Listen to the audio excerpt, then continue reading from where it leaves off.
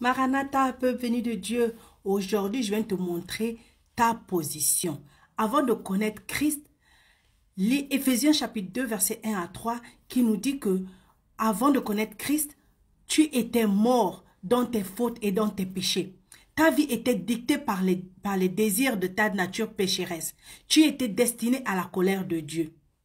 Quand Christ est entré dans ta vie, donc Éphésiens chapitre 2, verset 4 à 7, nous pouvons voir que Dieu nous a rendus à la vie avec Christ. Il nous a ressuscités avec Christ et nous a fait asseoir avec lui dans les lieux célestes. Quelle était la motivation de Dieu? Son amour infini pour nous.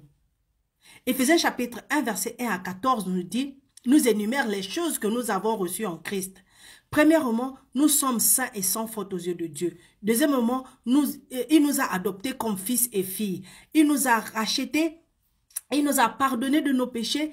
Nous pouvons connaître le mystère de sa volonté. Et sixièmement, nous avons reçu le Saint-Esprit. Donc, en regardant cette liste, que peut-on conclure? Sachant que ces choses sont scellées, garanties, héritées et en notre possession.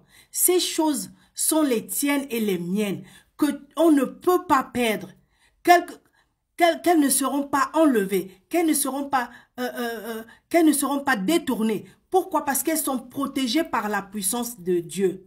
La dernière partie de ce schéma montre la différence entre notre position en Christ et notre condition en Christ. Bien que nous soyons parfaits dans notre position en Christ, nous ne sommes pas parfaits dans notre condition quotidienne. Lorsque nous avons confié notre vie à Christ, il nous a donné une position parfaite en lui. Il a aussi commencé l'œuvre de transformation dans notre vie, afin qu'elle devienne de plus en plus comme la sienne. C'est pourquoi Paul nous dit dans 2 Corinthiens chapitre 3, verset 17 au verset 18, « Or, le Seigneur, c'est l'Esprit, et là où est l'Esprit du Seigneur, là aussi est la liberté. L'Esprit du Seigneur est où? Il est dans toi et moi. C'est le Saint-Esprit de Dieu qui agit en nous. » Verset 18 dit, « Nous tous qui le visage découvert, contemplons comme dans un miroir la gloire du Seigneur, nous sommes transformés en la même image de gloire en gloire, comme par le Seigneur l'Esprit. » Donc, sache que ta position dans le Seigneur